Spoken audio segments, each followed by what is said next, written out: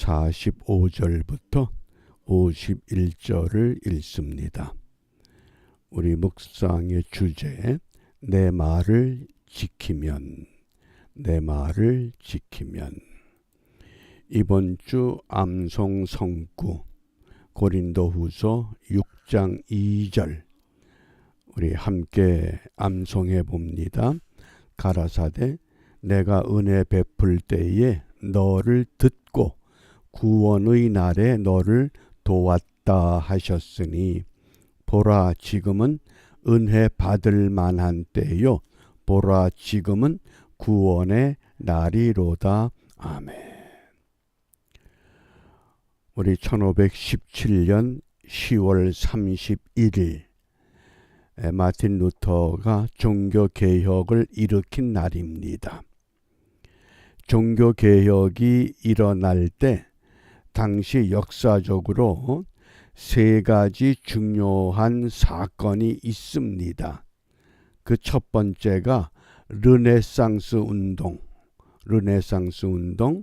이 르네상스 운동이라고 하는 것은 인간에 대한 새로운 이해가 시작되는 운동입니다. 도대체 인간이 누구냐? 그 다음 두 번째, 그 16세기는 아메리카 신대륙을 발견한 시대입니다. 그동안에는 지중해를 중심으로 그 유럽을 중심으로 한 세계 흐름이 신대륙을 발견하면서 이 지중해를 거쳐서 대서양을 건너 이 신대륙의 새로운 세계가 열려지는 때입니다. 그리고 세 번째가 종교개혁입니다. 종교개혁의 의미는 이제까지는 가톨릭이라고 하는 하나의 교회밖에 없었습니다. 그런데 이 교회가 성경 위에 있는 교회입니다. 성경 아래 있질 않고 성경 위에 군림을 했습니다. 그것이 종교개혁을 통해서 단일 교회가 다양한 교회로 성경 속으로 들어가는 그 새로운 역사, 이것이 종교개혁입니다. 우리가 개혁교회의 성도들입니다. 그러면 개혁은 완성된 것이 없습니다. 어떻게 완성하느냐? 보라 지금은 은혜 받을 만한 때다. 보라 지금은 구원의 날이다. 중세 시대의 가톨릭 교회가 성경 속으로 들어가고 성경 아래 들어가서 다양한 개신교가 형성되었다고 하면 오늘 이 시대에 우리 교회가 또 우리 성도들이 어떻게 개혁해야 하느냐. 그 개혁의 의미를 오늘 요한복음 8장 51절에서 살펴봅니다. 유대인들이 가로되 지금 내가 귀신 들린 줄을 아노라. 아브라함과 선지자들도 죽었거늘 네 말은 사람이 내 말을 지키면 죽음을 영원히 맛보지 아니하리라.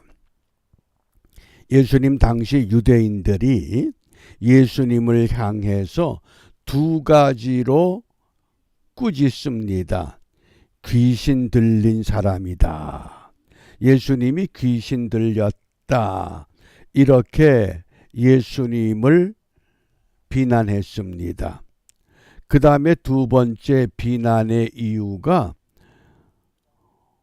아브라함이 이미 죽었는데 어떻게 당신이 아브라함보다 먼저 존재했다고 하느냐? 믿음의 조상 아브라함을 부정하는 사건, 이것 때문에 이 사람은 제정신이 아니구나.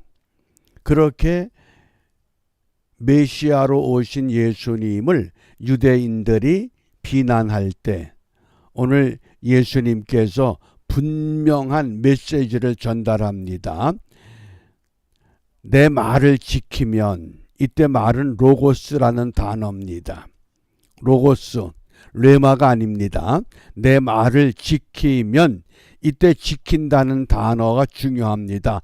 테레오. 내 말을, 로고스를 테레오하면 죽음을 영원히 맛보지 아니하리라. 여기 맛보지, 데오레오라고 하는 단어인데 이것은 어떤 뜻이냐? 하나님의 말씀을 이성적으로, 감각적으로 깨닫는 것이 아니라 마음과 영으로 깨닫는 것. 그러니까 일반적으로 죽음은 사람의 육체와 영혼이 분리되는 것을 말합니다. 그러나 예수님께서 죽음을 말씀하실 때는 하나님과 분리되는 영적 죽음을 말한 겁니다. 그러니까 예수님께서 말씀하신 것을 깨닫지를 못하기 때문에 지키지를 못합니다. 그러면 지킨다고 하는 의미가 무엇이냐? 이 마태복음 19장을 잘 읽으셔야 됩니다. 어떤 부자 청년이 예수님을 찾아왔습니다. 선한 선생님, 내가 어떻게 해야 영생을 얻겠습니까? 너는 왜 나를 선하다고 하느냐? 선한 이는 오직 하나님 한 분밖에 없어. 그러면서 예수님께서 그 젊은이에게 네가 생명에 들어가려면 계명들을 지키라. 이때 지키라고 하는 단어 동사가 테레오, 이게 중요한 단어입니다. 예수님이 원하는 말씀을 지킨다고 하는 것은 테레오라고 하는 지킴을 말씀하셨습니다. 그러니까 이 청년이 그러면 무슨 계명입니까? 너 계명 모르느냐? 살인하지 마라, 간음하지 마라, 도적질하지 마라, 거짓 증거하지 마라, 내 부모를 공경하라. 그랬더니 청년이 놀라운 고백을 합니다. 그것이 마태복음 19장 20절입니다. 그 청년이 가로되 이 모든 것을 내가 지키었사오니. 이때 지킨다고 하는 이 동사가 필라소입니다. 예수님은 어떤 지킴을 말씀했습니까? 테레오. 그런데 이 청년은 내가 다 지켰다, 필라소라는 단어를 사용한 겁니다. 그래서 테레오와 필라소를 이해하지 못하면 지킨다고 하는 참된 의미를 실현하기가 어렵습니다. 그러면 이 테레오와 필라소의 차이가 무엇이냐? 쉽게 설명하면 테레오는 십자가 정신으로 지키는 걸 말합니다. 다시 한번, 테레오라고 하는 지킴은 십자가 정신으로 말씀을 지킬 때 테레오라고 합니다. 필라소는 문자적으로만 지키는 겁니다. 우리가 현장에서 간음하다 붙들려온 여자, 많은 군중들이 손에 돌을 들고 찾아왔습니다. 돌을 던질까 말까. 그런데 예수님께서 어떻게 말씀합니까? 너희 중에 죄 없는 자가 돌을 던져라. 또 마태복음 5장 28절에 보면 여자를 보고 음욕을 품은 자마다 이미 간음했다. 율법의 문자가 아니라 율법의 그 깊은 정신, 그것까지 지키는 것을 테레오라고 하는 겁니다. 필라소는 문자적인 겉보기식의 지킴을 말하는 겁니다. 그런데 이 부자 청년은 재물이 너무 많습니다. 그래서 예수님께서 네가 온전하고자 하면 내 소유를 팔아서 가난한 사람들에게 나누어 주어라. 그러니까 이 부자 청년은 율법의 문자는 지킨 것 같은데 율법에 함축된 그 정신을 지킬 수가 없어서 근심하며 돌아갔다고 고백합니다. 이 테레오와 필라소라고 하는 것, 그러니까 요한복음에서 말씀을 지킨다 할 때에 그 지킴의 의미는 테레오의 지킴을 강조합니다. 이걸 요한복음에서 강조한 겁니다. 이게 요한복음의 특징이기도 합니다. 네가 말씀을 지켰느냐? 테레오 했느냐? 그런데 여전히 어려서부터 모든 계명을 다 지켰다고 당당하게 외쳤던 부자 청년은 내가 다 지켰습니다. 필라소 했습니다.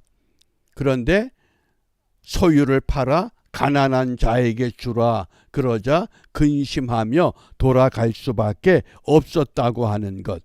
그래서 이 필라소와 테레오의 의미를 좀 더 요한복음에서 구체적으로 살펴보면 요한복음 12장 47절입니다. 사람이 내 말을 듣고 지키지 아니할지라도, 이때 지킨다는 동사가 필라소입니다.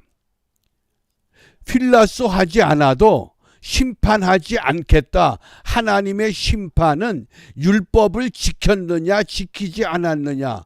율법을 완벽하게 지키는 사람은 아무도 없습니다. 그럼에도 불구하고 내가 지켰다, 필라소를 강조한 겁니다. 무엇 때문에 심판한다? 율법을 테레오하지 못한 자세, 십자가의 신앙, 십자가의 믿음을 가지고 지키지 못한 것, 그것 때문에 심판하시겠다고 강조하셨습니다. 이것이 좀 더 구체적으로 어떻게 증거되느냐? 요한복음 14장 21절입니다. 나의 계명을 가지고 지키는 자라야. 계명을 필라소 하는 것이 아니라 테레오 하는 사람만이 하나님의 사랑을 받을 수 있다고 분명하게 깨우쳐 주셨습니다.